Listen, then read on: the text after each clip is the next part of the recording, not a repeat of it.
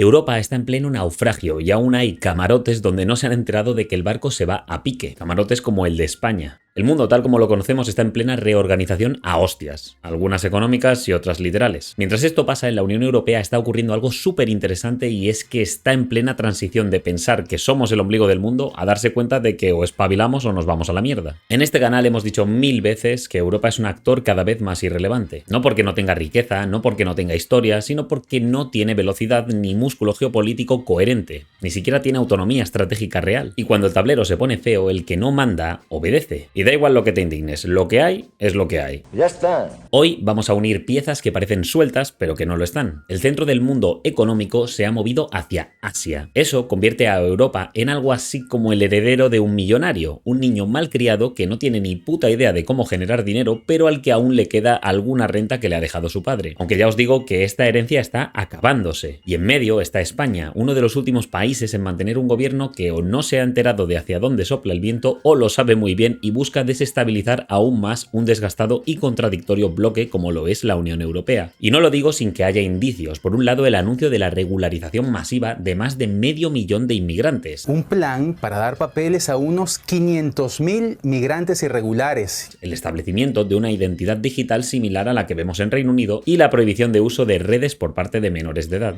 España va a prohibir el acceso a las redes sociales a los menores de menos de 16 años. De esto vamos a hablar hoy. Pero antes de esto, no solo quiero recordaros que dejéis la me gusteada, la compartida, la suscribida y la comentada para manteneros en el debate de la barra del bar, sino también agradecer rápidamente al socio que hace posible que sigamos pudiendo debatir sobre todo esto. Y este socio es CyberGhost VPN, que patrocina este vídeo. Y es que con más de 38 millones de usuarios en todo el mundo y más de 20.000 reseñas excelentes en Trustpilot, es uno de los mejores VPN que está a vuestra disposición. Un VPN es esencial para proteger vuestra privacidad digital, porque cada vez que navegáis por internet hay muchas miradas que os están siguiendo. Y algún iluminado pensará que con activar el modo incógnito está completamente protegido, pero no es así. El proveedor de internet, el departamento de IT de la escuela o del trabajo e incluso vuestro router de wifi en casa puede rastrear lo que hacéis en línea. Aquí es donde CyberGhost VPN entra en acción para protegeros. Con seleccionar una de sus más de 100 ubicaciones antes de navegar, se cifra y se redirige vuestro tráfico a través de sus servidores seguros. Y de esta manera nadie puede ver lo que hacéis libremente en línea. Pero ahí no acaba la cosa, porque algo de lo que yo más me beneficio con CyberGhost VPN es que puedo evitar las restricciones geográficas de contenido, películas y juegos en más de 40 plataformas de streaming. No os hablo solo del día a día, sino también en viajes que podáis hacer. Y esto os lo cuento porque a mí específicamente me vino de perlas cuando estuve 2 semanas viajando por Vietnam. Bastaba con cambiar mi ubicación virtual a Estados Unidos y con eso ya podía acceder a más de un 50% de contenidos de Netflix, Amazon Prime, Disney Plus y muchas más. Por si tenéis curiosidad por mi caso particular, a mi mujer le apetecía ver la saga del Código Da Vinci, que no estaba disponible en Vietnam en ese momento y pudimos hacerlo gracias a este servicio de VPN. Funciona en Windows, Mac, Android, iOS y puedes proteger hasta 7 dispositivos simultáneamente, o sea que además es perfecto para compartirlo con familia y amigos. Con el enlace que os dejo ahí abajo en la descripción tenéis directamente su mejor oferta, que son 2,03 € al mes, con 4 meses gratis. Es decir, un 83% de descuento, que además trae una garantía de reembolso de 45 días para que veáis que no tenéis nada que perder. Es un producto top que os recomiendo sin duda y con el que además ayudáis a que sigamos pudiendo debatir desde la barra del bar. Dicho eso, vamos al lío. Veréis, Europa es ese abuelo cebolleta que siempre te cuenta la misma historia.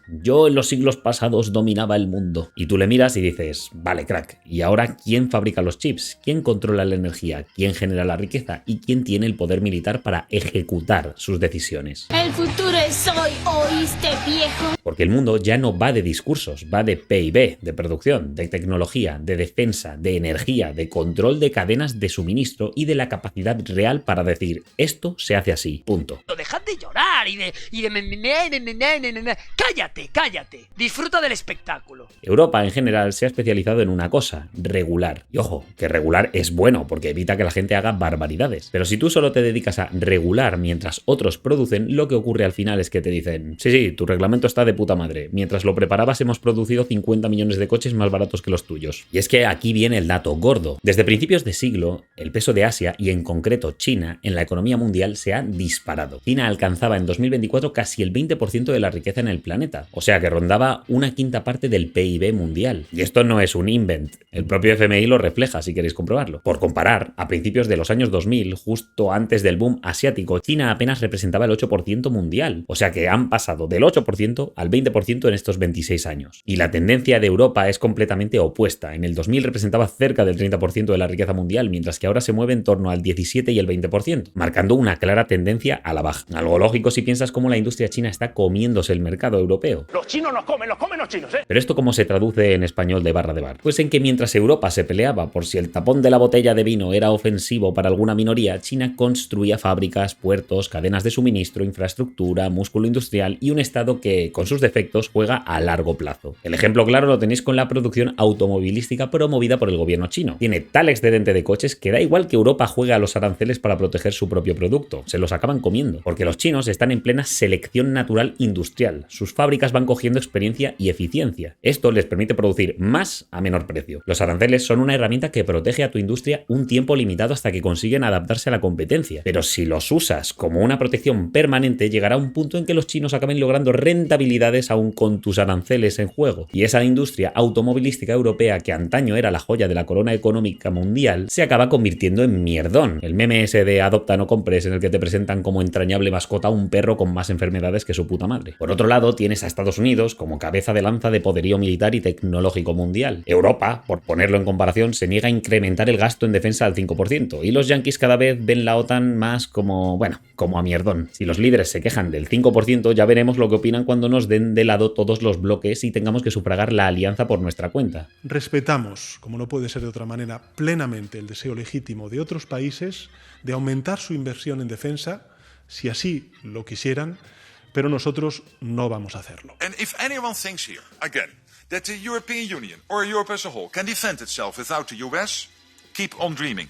You can't. But for Europe, if you really want to go it alone, and those of you who are planning for that, forget that you can ever get there with 5%. It will be 10%. You have to build up your own nuclear capability. That costs billions and billions of euros. You will lose then, in that scenario, you would lose the ultimate guarantor of our freedom, which is the US nuclear umbrella.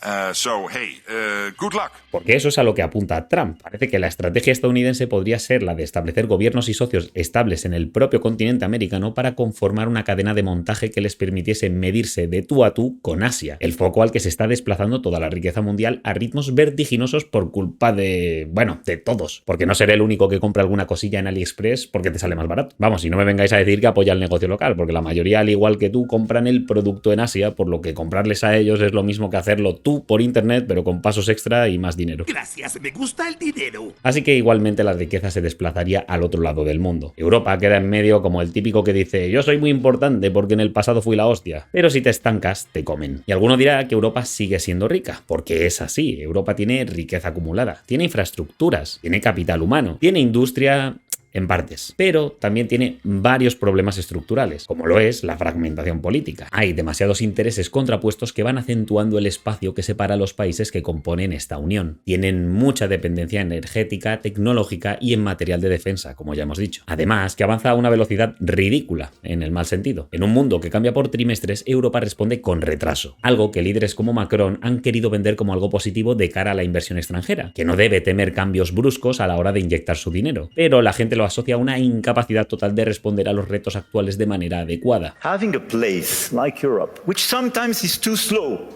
for sure, and needs to be reformed, for sure, but which is predictable. Y no hablemos ya de demografía. En Europa hay un envejecimiento atroz que hace necesaria mucha más mano de obra para sustentar el paquidérmico estado de bienestar que tenemos. Se espera que la edad media aumente en 5,5 años, pasando de 44,7 años en 2024 a 50,2 en 2100. Cada vez se ve más que el conflicto político deja de ser ricos contra pobres, obreros contra empresarios, para enmarcarse en una lucha de ideologías de género, los que quieren mantener el debate de Franco contra los que les suda la polla Franco, nacionales contra inmigrantes, o incluso trabajadores contra jubilados. En este último caso, concretamente, el discurso se vende a los jubilados para decirles: vótenme, que no voy a parar de subirles la pensión. No, vótenme a mí, que yo estableceré una ley que automáticamente le suba la pensión. Otra vez el Partido Popular toma como rehenes a los jubilados y jubiladas de nuestro país, votando en contra de sus intereses de más de 10 millones de pensionistas. Me acerco por aquí porque Pedro Sánchez os está mintiendo. Os está contando que el Partido Popular, junto con la mayoría de los grupos del Congreso, estamos en contra de subir las pensiones. Es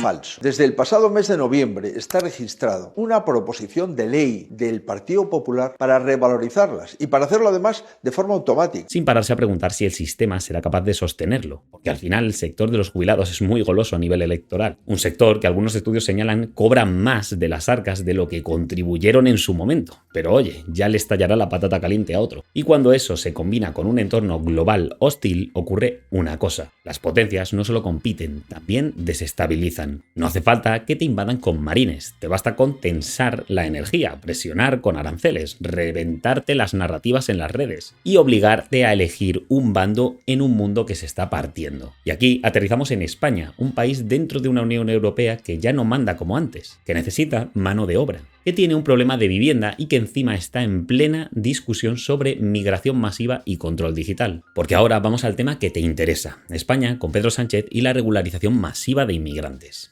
En enero de 2026 se publicó que el gobierno aprobó un decreto con el que dice que va a regularizar a 500.000 personas. Regularizar a más de 500.000 de inmigrantes sin documentos. Ese es el plan del gobierno de España anunciado durante los últimos días de enero. La medida permitirá que migrantes sin documentos puedan tener permisos de residencia y trabajar legalmente. Porque me apetece, porque quiero y porque puedo. Esto incluye a migrantes indocumentados y solicitantes de asilo en determinadas condiciones. Y esto no es un rumor de TikTok, ni un bulo, ni nada de eso. Lo recogieron medios internacionales y nacionales. De hecho, Elon Musk reaccionó flipando a la noticia, a lo que Pedro Sánchez le respondió con uno de los mayores populismos que he visto yo en lo que llevamos de 2026. Marte puede esperar. La humanidad no. Controla tus palabras, crack. Por ahí ya no paso. Por ahí ya no paso, ¿eh? El número del que se habla, como digo, es de 500.000 inmigrantes. Pero ojo, hay estimaciones que podrían ser más dependiendo de cómo se aplique este perímetro. En España se citó que la AIREF planteaba un escenario en el que el número potencial podría acercarse a cifras mayores, hablándose incluso de 800.000 inmigrantes como posible techo en ciertos análisis. O sea, 500.000 como cifra política y un enorme rango abierto como cifra real. Pero ahora la pregunta que os vendrá es, ¿qué va a pasar con esto? Aquí hay dos planos, el económico y el político. Dentro de lo que es el plano económico de esta decisión está el escenario de lo que es ideal en una regularización masiva de inmigrantes. Dentro de este mundo ideal, si estás irregular, trabajas irregular. Si regularizas, pues cotizas y entras en el sistema y contribuyes al sistema. Algo necesario viendo la pirámide demográfica española. Esto da lugar a un incremento de la recaudación. Más contratos formales equivalen a más cotizaciones y más impuestos, porque se ve que el récord de recaudación que hicieron el año pasado es solo un aperitivo de lo que se pretende. Pero bueno, hasta aquí lo ideal. Ahora bien, lo real es que la ineficiencia del sistema español para hacer un seguimiento e inspección laboral real dará lugar a que mucho mercado negro laboral seguirá siendo mercado negro laboral. Por no hablar de que para que esta regularización masiva tenga lugar necesitas un sistema administrativo solvente y eficiente, algo que no ocurre en Europa y mucho menos en España. Funcionaria. Entonces usted empieza a trabajar a las 8. A las 8. Ahora son las 9 menos 5. Salida por el periódico. ¿Es usted funcionaria? Sí. Ahora que son las 9 menos cuarto. Bueno, yo es que hoy me he dormido. ¿Y eso es habitual en España que pase esto? Pues no lo sé. Yo normalmente soy muy puntual, pero hoy me he dormido. ¿Y va a tener alguna sanción por eso? No. El maltrecho sistema va a colapsar, como ya está colapsando, para atender todas las solicitudes de inmigrantes que buscan lograr esa residencia cuanto antes. Por no hablar de que muchos inmigrantes irregulares no dicen de dónde son para no ser deportados. Y ya me diréis vosotros cómo van a comprobar los antecedentes penales de estas personas para evitar regularizar a un asesino o a un violador. No tengo ni puta idea, yo qué sé. Por otro lado, tenéis el colapso del ya colapsado sistema sanitario, que tiene que pasar a cubrir a un incremento de más de 500.000 personas en menos de un año. Que miren lo que está pasando en sus centros de salud, donde el 20% de las consultas médicas están vacías y provocando más sobrecarga a los compañeros. Pero mi problema favorito es el de la vivienda. Alguno aún piensa, sin mucha idea del tema, que en España hay una burbuja inmobiliaria que está a punto de explotar. Error. Una burbuja se da cuando hay mucha vivienda, pero está a un precio muy por encima del real. Pero es que en España no ocurre eso. Lo que ocurre es que hay ingentes cantidades de personas peleándose por cualquier mierda de piso en las ciudades más grandes y con más oportunidades laborales del país. Pasar que os lo enseño. Chiquitito, muy acogedor, son 27 metros cuadrados. listos para que los estrenemos nosotros, junto con la zona de dormitorio. Pero no es una burbuja precisamente por eso, porque hay mucha demanda, pero poca oferta de piso. El día que en España se rebaje el coste de construir una vivienda y se saquen pisos como panes, pues entonces podrás hablar de burbuja si el precio de los inmuebles no se estabiliza. Insisto, mientras haya más gente buscando casa que casas disponibles, no va a estallar ninguna burbuja, porque el bien está al precio que marca el mercado de forma natural y no artificial. Por mucho que tú pongas límites a los alquileres, no solucionas el problema, que es que por cada persona que consigue un piso, hay 50 que no lo consiguen. Solo puede quedar uno. Esto va a agravarse enormemente con la regularización de los 500.000 inmigrantes, porque si antes 10 vivían en un piso patera, ahora que pueden alquilar o comprar por su cuenta van a inundar ese apretado mercado de escasa oferta y mucha demanda. Y lo van a hacer aportando muchísima más demanda. Por no hablar del inevitable efecto llamada que ya está teniendo lugar para que más inmigrantes entren en Europa a través de España. Y que conste que yo no estoy a favor de los pisos patera, ni del mercado laboral en negro, ni de que la gente no pueda ir donde le salga de las pelotas. Pero insisto, sepamos distinguir entre Narnia y la realidad, porque nos vamos a llevar muchas decepciones si no. Existe la verdad y la verdad. Dicho esto, el plano económico que acabamos de comentar es lo menos interesante, y ya es la hostia de interesante en sí, porque el plano político a nivel nacional y a nivel internacional lo es muchísimo más. Por un lado, el gobierno de Sánchez está nadando completamente contracorriente con respecto a sus homólogos europeos. Cada vez vemos una tendencia más marcada de control migratorio en Europa. Parece que los líderes se han dado cuenta de que está importándose una población que o no está integrándose o no contribuye lo suficiente como para compensar el coste de importarlos, generando descontento, desestabilización, inseguridad, todo eso en sus propios países. El lunes los países europeos acordaron un proyecto de ley que introduciría centros de retorno para migrantes con el fin de agilizar las deportaciones. Según la propuesta, los Estados miembros podrían devolver a los solicitantes de asilo a terceros países no relacionados fuera de la Unión Europea mediante acuerdos bilaterales. Hay medidas como las de Suecia, un país que ha pasado de ser uno de los más seguros de Europa a encabezar el número de muertes por armas de fuego. Suecia, que actualmente encabeza la lista de países con la mayor tasa de homicidios por armas de fuego en Europa. Este país ha empezado a aplicar una política migratoria digna de Japón. Unos controles brutales, deportación de migrantes ilegales y leyes de soplón que obligan a funcionarios estatales a informar a la policía de la presencia de migrantes ilegales en algún lugar, como por ejemplo los médicos. Pero lo más loco para mí es que, basándose en un cálculo de contribución, han estimado que les sale más rentable pagar hasta 30.000 euros a un migrante legal para finiquitar el estatus de legalidad e irse a otro lugar antes que tenerlo en el país. El gobierno de Suecia anunció este jueves un importante aumento de los incentivos monetarios para los inmigrantes que deseen regresar a sus países de origen. A partir del 2026, los inmigrantes candidatos al regreso voluntario tendrán derecho a recibir hasta 350.000 coronas suecas, unos $34.000 por adulto, frente a las 10.000 coronas actuales. Claro, imagínate la cara de gilipollas que se te queda cuando estás pagando a migrantes legales para largarse y el presidente de España coge con sus pelotas y les dice a los ilegales: oye, que yo os regularizo si sabéis decir paella. Porque os recuerdo la existencia del espacio Schengen. La Unión Europea es realmente una unión aduanera. Una vez entras por un país, puedes moverte por el resto libremente. Así que el que haya salido de Suecia cobrando los 30.000 se va a España, le regularizan y ale, de vuelta a Suecia a volver a cobrar. Maravillosa jugada. Pero es que a nivel nacional, el movimiento tiene cierto interés electoral. No es ningún secreto que el gobierno actual de España está plagado de corrupción. No voy a extenderme demasiado en explicaros esto, pero sabed que dentro de la historia del actual presidente, Pedro Sánchez, hay una caída y un resurgimiento. A Pedro le quitan la Secretaría General del partido en 2016. En 2017 se vuelve a presentar para recuperarla. Y para ello se apoya en su círculo de confianza, que la acompaña en un coche, concretamente un Peugeot azul. Juntos recorren toda España en una épica cruzada para recuperar el control del partido. Al margen de la especulación sobre posible pucherazo interno en lo que viene a ser las elecciones de la Secretaría General, hay que mencionar que de estos tres hombres cercanos, los tres están siendo juzgados ahora por corrupción. Santos Cerdán técnicamente aún le están investigando, pero vamos, que ha pasado unos buenos meses en prisión preventiva para evitar que destruyese pruebas. Entre ellos estaba el anterior ministro de Transportes del PSOE, José Luis Ábalos, que iba diciendo que no era putero y luego resultaba que elegía Escort como cuando tú eliges una hamburguesa. Estoy absolutamente en contra de la explotación sexual de las mujeres, pero también de los hombres. Me da asco que alguien no tenga otro recurso más que entregarse a una relación que de normal no la haría. ¿Alguna vez has pagado por sexo? Bueno, vamos a ver. Yo, afortunadamente, no he necesitado recurrir a eso. Y entre otras cosas te diré, no me produce ninguna satisfacción saber que están por mí. Por dinero. Solo por dinero. No, sí que quiere, la otra también, pero da por qué cambiarás tú. Pero a ti te gusta más la redonda. Muy bien, la Carlota se enrolla que te cagas. Pues la que tú quieras. O Ariadna y Carlota, toma por culo.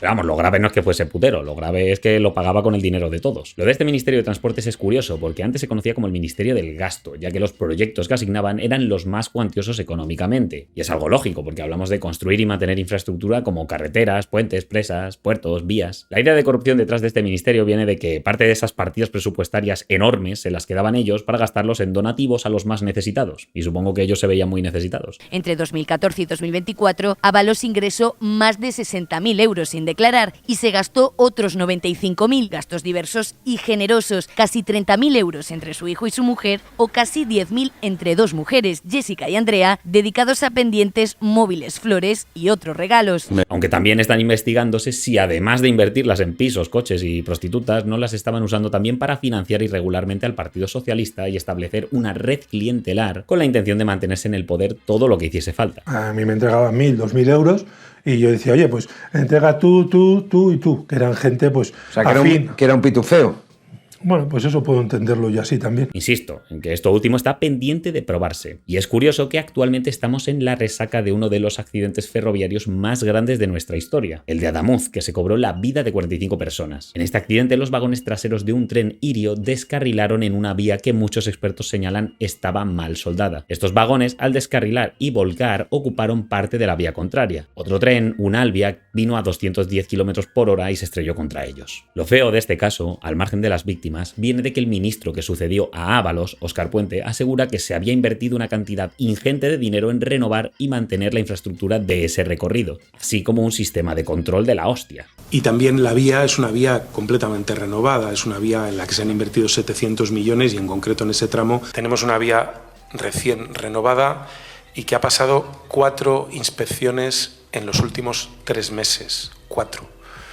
Todas las posibles. De las investigaciones empieza a entrever que ese control brilla por su ausencia, porque al parecer pasaron cerca de 45 minutos antes de que desde la central de control se diesen cuenta de que un tren había salido disparado de la vía sin que nadie se diese cuenta. No sé, ¿no os parece loco de cojones que un tren de tropecientas toneladas salga volando y no salte una mísera alerta en el servicio central que diga, oye, que igual un tren ya no está en la vía? Porque resulta que fueron los propios supervivientes de ese tren los que tuvieron que llamar a urgencias para decirles que se habían volcado. Bueno, y no es lo peor del asunto, porque como nadie sabía que ese tren había salido volando, todavía se pensaban que los que estaban llamando a urgencias eran de los 3 vagones del Irio que se habían soltado. Pero es más, es que varios audios filtrados dejan ver que el maquinista del Irio, cuyos vagones se soltaron, no se había dado cuenta de que se le habían soltado. Tuvo que bajar para verificarlo. Insisto, ¿no os parece loquísimo que 3 vagones se te suelten y no haya un sistema en tu cabina que te diga, oye, que 3 vagones se te han ido a la mierda? De hecho tengo el tren bloqueado, o sea, ahora mismo. O sea, que no te puedes mover, ¿no? No, voy a necesitar reconocer. Vas a necesitar reconocer, sí. Espera. Sí. 689, mira, comunicarles que es un descarrilamiento, estoy invadiendo la vía contigua. En fin, estos solo son unos pocos de los numerosos escándalos que se están agrupando sobre el actual gobierno de coalición en España. Los otros partidos que sostienen al PSOE hacen mucha crítica, pero ahí los tenéis, manteniendo al gobierno. De hecho, hemos mencionado ya numerosas veces los vínculos que están cada vez más visibles entre cuestionables dictaduras como la venezolana con el Partido Socialista a través del expresidente José Luis Rodríguez Zapatero, del que se empieza a revelar que cobraba ingentes cantidades de dinero de tramas como la de Plus Ultra, una aerolínea que fue subvencionada varias veces con más de 50 millones de euros por parte del gobierno socialista sin cumplir requisitos para recibir dicha subvención, y de la que José Luis Rodríguez Zapatero al parecer podría haber recibido una buena pasta. Pero claro, cuando empiezan a señalar a cargos críticos de esta aerolínea como el posible testaferro de Zapatero, pues empiezan a cuestionarse muchas cosas. Realizo en mi actividad privada una prestación de servicios, creo que es un derecho, solo faltaría, ¿no?, que ejerzo y que está, como he explicado en algún medio, absolutamente conforme, como no podía ser de otra manera, a la legalidad. Y voy yo y me lo trago. Todo esto está pasando tremenda factura al PSOE, factura que no puede pagarse fácilmente, más que nada porque son un gobierno que llegó para poner fin a la corrupción del anterior gobierno del PP, y resulta que ellos no es que estén haciendo lo mismo, es que al parecer ya tenían un entramado empresarial construido anticipadamente para hacerlo. Insisto, esto lo vamos a seguir viendo surgir porque el reguero no para. Lo que nos importa es señalar que el índice de popularidad actual del gobierno español debe estar más o menos al mismo nivel que el de Maduro antes de ser extraído por los Estados Unidos, es decir, por los putos suelos.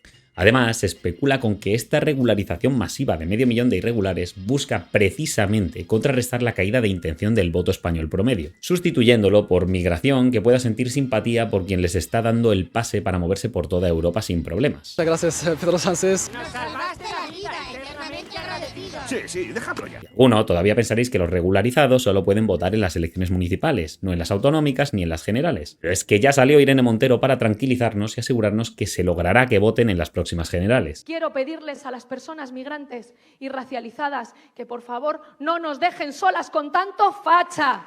Y claro que sí queremos que voten, claro que sí, hemos conseguido papeles, regularización ya, y ahora vamos a por la nacionalidad o a cambiar la ley para que puedan votar, por supuesto. Ojalá, teoría del reemplazo, ojalá podamos barrer de fachas y de racistas este país con gente migrante, con gente trabajadora. Claro que yo quiero que haya reemplazo, reemplazo de fachas, reemplazo de racistas, reemplazo de vividores. Y que lo podamos hacer con la gente trabajadora de este país, tenga el color de la piel que tenga, sea china, negra, marrona, con todas compañeras las gentes trabajadoras de este país. Dicho esto, hay un temor latente que es el del comodín americano. Porque dentro de estos migrantes hay muchos que vienen de Sudamérica y especialmente de Venezuela, un país en el que el chavismo pasó de exportar petróleo a exportar exiliados encabronados con cualquier cosa que huela lo más ligeramente al socialismo del que vienen. Y claro, cuando empiezan a hablarles de sanchismo al que viene huyendo de chavismo, pues ya me diréis vosotros qué puede querer votar una persona así. Una nueva vida en España que seduce cada vez más los venezolanos que quieren huir de la crisis de su país. Pero eso os lo dejo lucubrar a vosotros en comentarios porque yo quiero ir a hablar del dilema digital de los menores, la identidad. Porque al mismo tiempo que el gobierno se mete en un tema social explosivo como la regularización masiva para compensar voto perdido por la nefasta imagen del PSOE para un español promedio, también está empujando el relato de hay que recuperar el control de la gobernanza digital por los niños. Pero es que nadie va a pensar en los niños.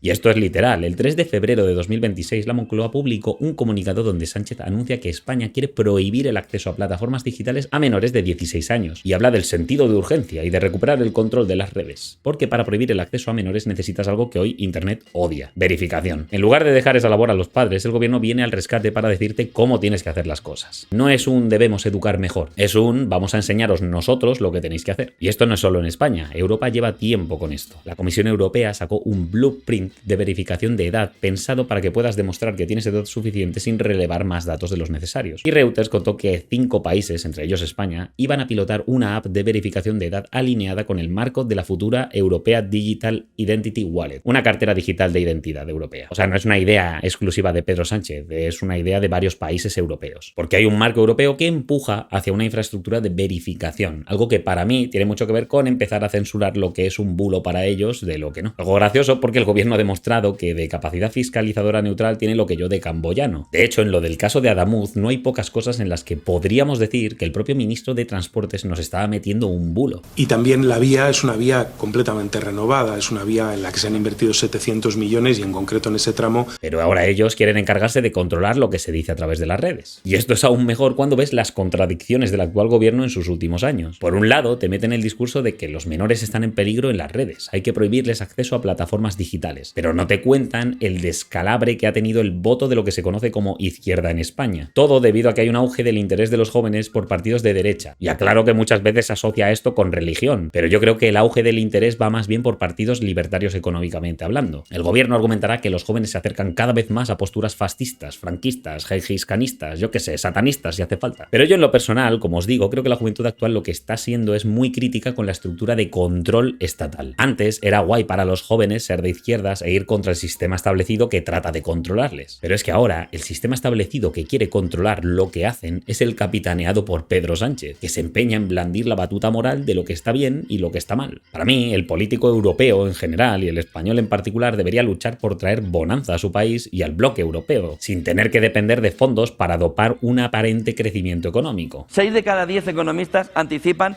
que hemos vivido en una tremenda mentira basada en inyectar dinero que nos venía de los fondos europeos. Sino generando riqueza para aportar a los mismos y poder competir en grupo de tú a tú con el resto de potencias. El momento en el que empiezan a aleccionar moralmente y a darte la turra ideológica es cuando la cagan, que seguro que a ellos les viene bien dividir a la población, pero a largo plazo es lo que está provocando que Europa se fragmente y pierda relevancia, que empiece a quedarse atrás en el desarrollo y riqueza, porque la dura realidad es que el dinero que está acumulando Asia es el dinero que estamos perdiendo en Europa, y creedme que no queremos estar en en el lado que pierde dinero. Todo esto está teniendo muy mala acogida entre los jóvenes, algo que se está representando claramente en la fluctuación de la intención de voto actual con respecto a años atrás. Y es curioso porque PSOE y Podemos eran los abanderados de la iniciativa para ampliar el voto a los mayores de 16 años en lugar de 18. ¿Cuáles son los partidos o los grupos en este caso que apoyan la moción de votar a los 16 años y quiénes no? Parece que Podemos ha dicho que sí, que está de acuerdo, Izquierda Unida también, y PSOE parece que también está dispuesto, ¿no?, a abrir ese debate, a hablarlo, ¿no?, a aceptar el debate a la totalidad, ¿no?, y por lo tanto que prospere esta